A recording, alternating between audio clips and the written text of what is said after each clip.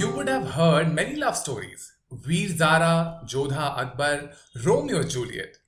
Today's story is similar to these stories of not only finding your true love but sticking with it forever. Laddu, the main sweet of India, was first used as medicine by the Vad Susutru. He administered til and gud to his convalescent patient, and one day, accidentally, ghee fell into this medicinal mixture. He turned them into round like balls and distributed them to his patients. That was the first time my friend Laddu was born. Initially, laddus were made from jaggery and lasted only few days.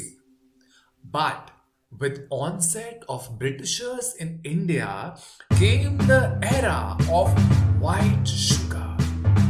This white sugar was much sweeter than jaggery and a lesser quantity was required to make the laddus sweet.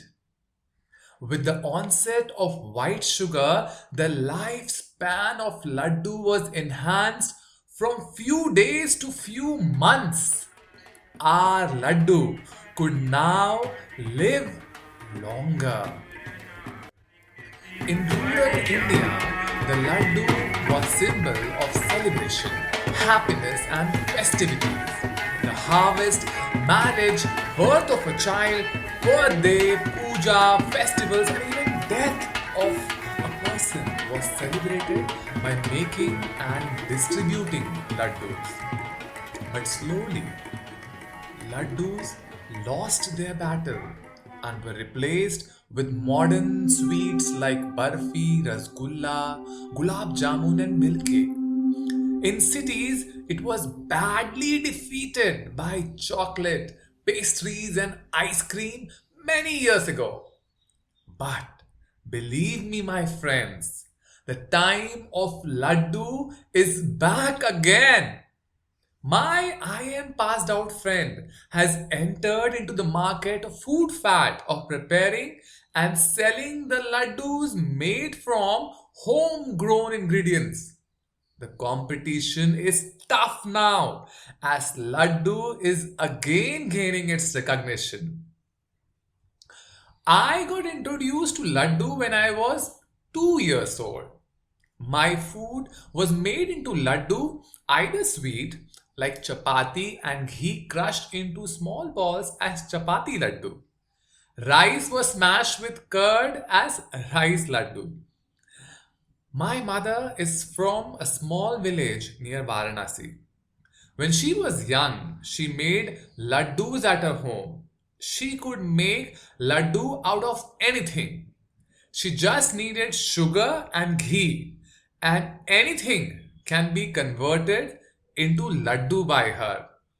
She can make laddu out of besan, bundi, rice, suji, ragi, coconut, til, gur, lauki, groundnut, almost anything and everything.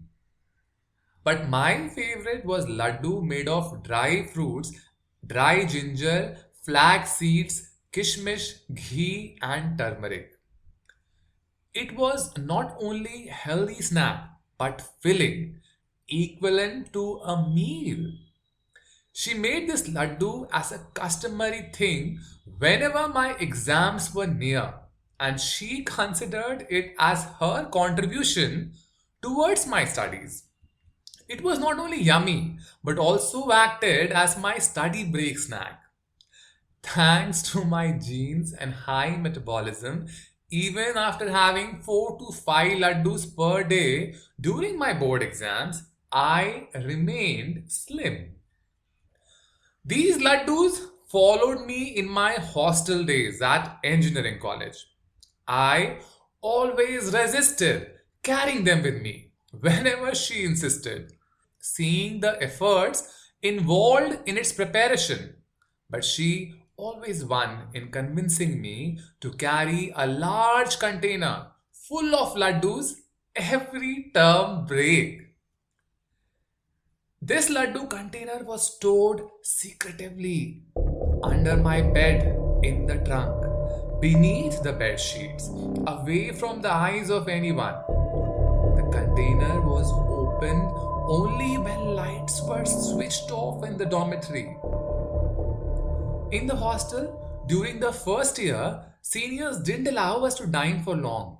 The timing for breakfast was 5 minutes, lunch 3 minutes, and dinner only 2 minutes. In the initial days, these timings were not sufficient to fill my stomach. Laddus were my savior when they made up for my half-filled stomach after a minuscule dinner. On one of the Raksha Bandhan, my sister sent me Rakhi along with 1 kg box of laddu. I opened the box at Marine Drive. Even before opening the Rakhi, I finished the entire box. My stomach was so full that night, I had to skip the dinner. This is not the first time I had done this kind of binge laddu eating. Just before the festivals, my mother made laddus at home. Till the time laddus were in the house, I kept waiting for everyone to leave the house so that I can freely binge upon them alone. I moved to Delhi office in the year 2014. Pradyut, short-heighted, very jolly and fond of sweets just like me, was my cubicle mate in the office. He too equally adored laddus. One evening, we decided to have a party at Delhi's famous sweet shop, Evergreen. We visited the shop in the evening and seeing the variety of laddus it had in its showcase, we were dumbfounded. We ordered one of each type. Finally, we ended up having 7 laddus each. That was one of our memorable laddu outings. I had never had to worry too much about my favorite sweet when I was at home. Cause whenever I wanted, laddu was made by my mother.